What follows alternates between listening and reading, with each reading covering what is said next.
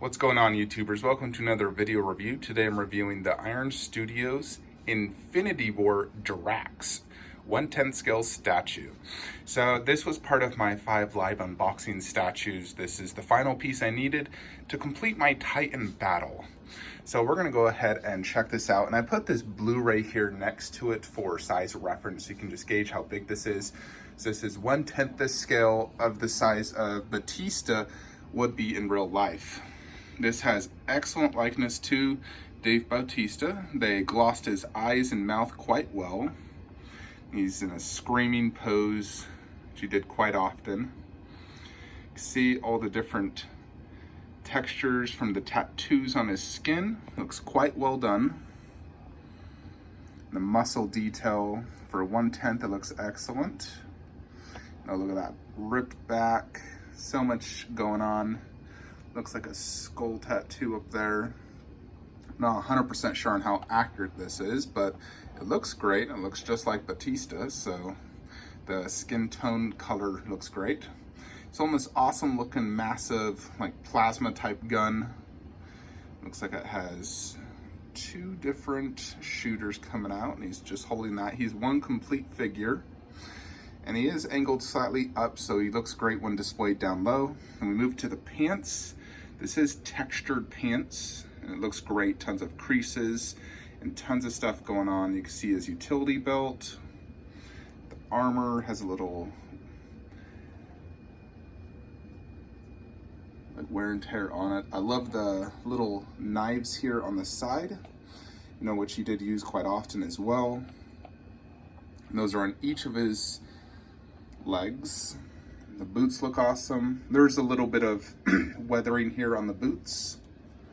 And the base is your just average, typical Titan base, just like a red brown rock look. So no switch outs for this guy. He runs about $95, so not too expensive for a 1/10. They range anywhere from $80 to $250, really depending on how big you get. But there he is for size reference and just how he is.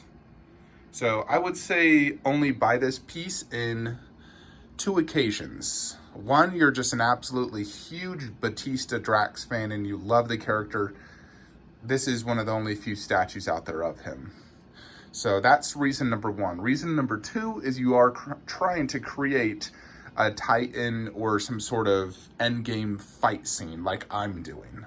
Because if you're doing what I'm doing, you want to collect pretty much every character. And this is the best and probably only way to recreate the endgame and Infinity War battles, is doing the 1/10 scale statues. I believe this is a better method than doing the Hot Toys. It's easier, cheaper. They're actually statues and not some articulated toy. So here it is. For size reference, you can see he's not very big, but these 1/10s, I'm not expecting them big. So here he is in the Infinity War setup. So we're gonna go ahead and turn the lights on real quickly, so you can just see that. So the only thing I need to do is get some sort of ground drop, maybe even side drops, but having it displayed like this, Batista right here, actually all the way back against the wall. By doing it like this, I'm able to see every single character perfectly. So Thanos, and they're all facing Thanos. So it looks actually really, really well done. So I got the backdrop I printed out of Titan. You got the Homecoming Spider-Man back there on a display riser, so you can see him perfectly. And the way he's angled, it looks great like that. And then the Iron Man, Doctor Strange, Star-Lord, Nebula, and now Drax. So it fills up everything super nicely. It looks really, really awesome.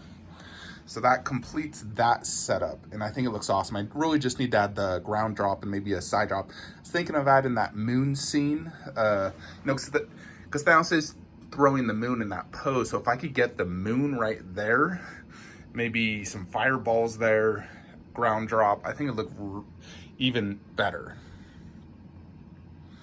But yeah, I'm quite happy with how this turned out.